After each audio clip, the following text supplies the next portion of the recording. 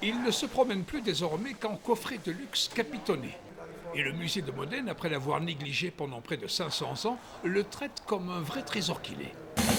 Il n'est pourtant pas grand, à peine 30 cm sur 40, et enserré dans un cadre finement sculpté et ajouré. Cadre à qui il doit d'ailleurs curieusement sa redécouverte. À l'époque, plus le tableau était précieux, plus le cadre devait être somptueux.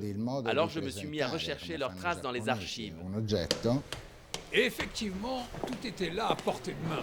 Il suffisait d'un bon œil et de beaucoup de patience pour ingurgiter des dizaines de dossiers d'héritage que se sont fait les princes au fil des siècles, de père en fils. Ritratto di altra donna dipinto in tela da Raffaele da Urbino, con cornice dorata et intagliata.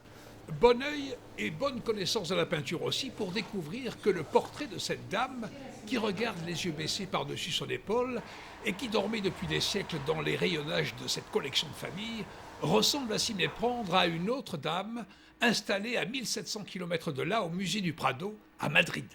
Or, cette vierge est signée Raphaël, et le face-à-face, ou plutôt le côte-à-côte, confirme l'intuition. Raphaël, avant de se lancer dans sa sainte famille, s'est fait la main sur un petit portrait de sa future Vierge Marie. Et les techniques du XXIe siècle confirment.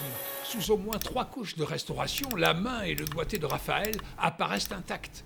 C'est même plus qu'une signature, c'est une véritable empreinte. Là, le dessin de la paupière et le coin des lèvres sont typiques de Raphaël.